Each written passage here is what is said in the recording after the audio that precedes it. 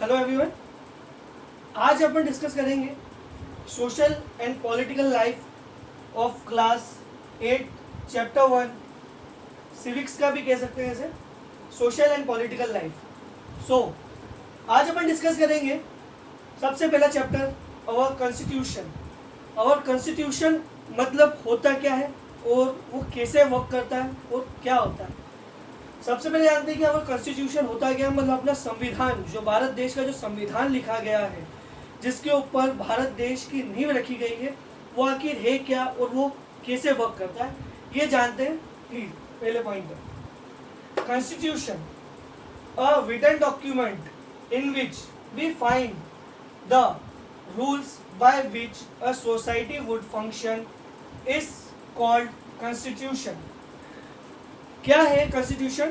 Constitution और written document है, एक लिखित दस्तावेज है जिसके अंदर किसी भी एक सोसाइटी, कोई सी भी एक सोसाइटी कैसे फंक्शन करेगी, ये सब रूल्स और रेगुलेशंस उसमें लिखे हुए हैं। मतलब कि ये कि एक लिखित दस्तावेज है जिसके अंदर लिखा गया है कि कोई सा भी देश, कोई सी भी सोसाइटी वो कैसे वर्क करेगी, क्या क्या वर्क करेगी और कैसे काम करेगी। इसके अंदर जैसे कि अगर अपन एग्जांपल से लेते हैं कि जैसे संविधान में लिखा है कि महिलाओं को टू व्हीलर या गाड़ी चलाना अलाउ नहीं है, तो वो अलाउ नहीं है। यदि कोई भी महिला अगर गाड़ी चलाते हुए पकड़ाई गई या पकड़ी गई तो उस पर कानूनी कार्यवाही हो सकती है। क्यों? क्योंकि ये संविधान में लिखा है, ये उनके देश के संविधान में है कि कोई सी भी महिला गाड़ी नहीं चला सकती है। यही जो इंसिडेंट है अभी कुछ समय पहले सऊदी अरेबिया में हुआ था, जिसके अंदर एक ह्यूज प्रोटेस्ट हुआ था महिलाओं के द्वारा कि उन्हें भी ये राइट दिया जाए। जब जाके उनकी कॉन्स्टिट्यूशंस के अंदर ये चेंजेस किए गए कि महिलाओं को भी गाड़ी चलाने का हक है और वो भी चला सकती है। और अगर अपन एक और एग्जांपल लें कि किसी देश के संविधान में लिखा है कि कोई की महिलाएं गाड़ी चला सकती है और वो फ्री है कुछ भी काम करने के लिए, वो उन्हें आज़ादी है कुछ भी करने की, तो उन्हें कानूनी तरफ से पूरी आज़ादी मिलेगी। वो जो चाहे वो कर सकती है, गाड़ी चला सकती है, कहीं आना जाना कर सकती है, क्योंकि वो उसके देश के संविधान में लिखा, उसके कॉन्स्टिट्यूशन में लिखा हुआ है। सो अपना फर्स्ट पॉइंट ये रहा। सेकेंड पॉइंट देखते हैं, constitution tell us what's the fundamental nature of the society is.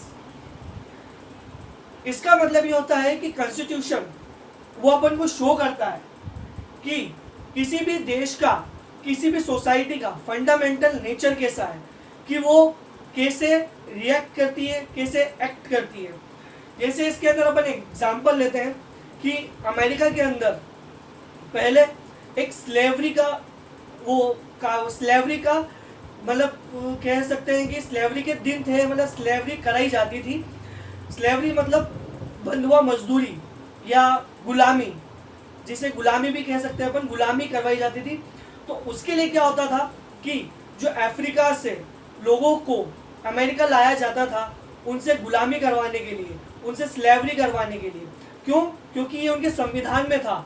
उनके संविधान में लिखा था कि आप कोई सा भी स्लेव्स रख सकते हो या मतलब अपने गुलाम रख सकते हो अपने पास में, अपने किसी भी काम के लिए, कुछ भी काम के लिए। तो ये उसका एक नेचर था, एक फंडामेंटल नेचर जो कहते हैं अपन, वो उसका यही था। It reflect the ideal that the country uphold. इसका मतलब यही है कि ये जो भी आइडियल्स होते हैं, जो भी सोसाइटी जैसा सोचती है, जैसे कि अमेरिका के अंदर स्लेवरी का, बंधुआ मजदूरी का या गुलामी का जो सीजन, जो नेचर था, जो गुलामी करवाई जाती थी अफ्रीकन लोगों से, वो उनके संविधान में था। उसके अंदर कोई भी कानूनी कार्रवाई नहीं की जा सकती थी। तो ये उनके आइडियल्स है जिसके ऊपर आने वाली जनरेशन भी काम कर सकती थी या कुछ वर्क करती थी। तो धीरे धीरे क्या हुआ कि लोगों को समझ में आने लगा कि ऑल पीपल्स आर इक्वल, कि इसके अंदर कलर का जो भेद होता था, काले गोरे का जो भेद था, वो धीरे धीरे हटा। एक सिविल मूवमेंट चला, इन अफ्रीकन्स ने एक टीम बनाई, एक अपना संविधान के लिए, एक अपने हक के लिए लड़ाई लड़ी। उसके बाद में जाके उनको इक्वल राइट प्राप्त हुआ कि वो अमेरिकन के बराबर रह सके और अमेरिकन के बराबर है, और हिंदी और जो काले गोरे का जो भेद था वो हट सके। सो अपन को अब देखते हैं कि why we need a constitution, अपन को संविधान की आवश्यकता क्यों होती है। तो इसके लिए जानते हैं अपन firstly the constitution serves as a set of rules and principle that all persons in a country can agree upon as the basis of which the country would be governed। इसका मतलब क्या है कि कॉन्स्टिट्यूशन की अपने को आवश्यकता इसीलिए है क्योंकि कॉन्स्टिट्यूशन, संविधान क्या होता है कि एक सेट ऑफ रूल होता है, एक प्रिंसिपल्स होते हैं उसके अंदर कि ये देश कैसे काम करेगा और वो कैसे क्या करेगा।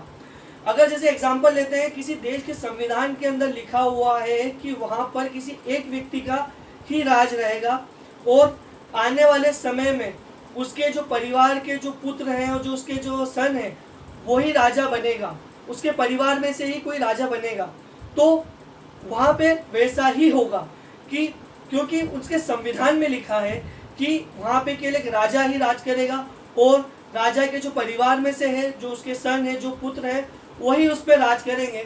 ये क्योंकि उनके संविधान में लिखा है। और अगर किसी संविधान में लिखा है कि यहाँ पे लोगों का राज रहेगा, जनता का राज रहेगा, यहाँ पे एक पर्टिकुलर समय के ऊपर, पर्टिकुलर टाइम पीरियड में यहाँ पे वोट्स होंगे, चुनाव होंगे, इलेक्शन होंगे, यहाँ पे जनता को वोट डालने को मिलेगा, वहाँ पे जनता खुद चुनेगी कि वो किसे अपने देश की भागदौड़ अपने हाथ में, उसके हाथ में देना चाहती है, अपने देश की भागदौड़ किसे देना चाहती है, वो जनता ही चुनती है क्योंकि उसके संविधान में लिखा है कि वहाँ की पीपल्स ही अपने सरकार को चुनेगी, पीपल ही चुनेगी कि अपने देश की भागदौड़, अपने देश की भागदौड़ कौन संभालेगा और कौन कैसे क्या वर्क करेगा। ऐसी कंट्रीज को अपन डेमोक्रेटिक देश कहते हैं, या तो मतलब जिसमें आज़ादी वाला देश, जो कि अपना इंडिया भी एक डेमोक्रेटिक कंट्री है। सो अपन ने पढ़ा कि किसी भी फर्स्ट जो कॉन्स्टिट्यूशन होता है वो अपने लिए क्यों आवश्यकता होता है, and govern and also the ideal that the country should uphold. So अपन ने इस टॉपिक के ऊपर डिस्कस करा था कि जो भी, जैसे कि वो अमेरिका के अंदर गुलामी का जो था संविधान के अंदर ही, वो उसके इसमें जैसे शो करती है। तो अपन ने पढ़ा कि why we need a constitution, ये अपन ने समझा। अब इसका सेकेंड पॉइंट अपन समझते हैं।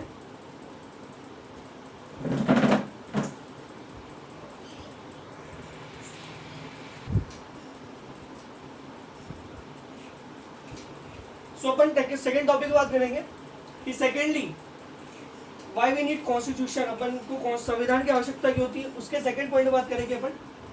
Secondly the constitution defines the nature of a political system.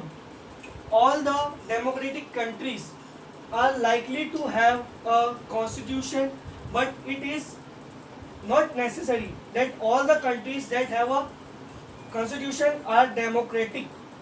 इसके अंदर क्या बोला गया है कि किसी भी देश का संविधान होता है, संविधान हर देश के पास में होता है, लेकिन इसका मतलब ये नहीं है कि जिस देश के पास में संविधान है वो डेमोक्रेटिक कंट्री हो सकता है कि उसके संविधान में लिखा हो कि यहाँ पर के एक ही व्यक्ति राज करेगा और उसका परिवार, जो आने वाला परिवार है, जो उसकी पीढ़ियाँ हैं, वो राज करेगी। तो इसके अंदर अगर ऐसा है, सो उसके अंदर यही है कि उसके अंदर लिखा है कि उसके आने वाली पीढ़ियां ही राज करेगी। तो कि ये ज़रूरी नहीं है कि अगर हर किसी देश के पास में संविधान होता है, सभी देश के पास संविधान होता है, लेकिन हर किसी के पास जिसके पास संविधान है वो आज़ाद नहीं है, वो डेमोक्रेटिक कंट्री नहीं है।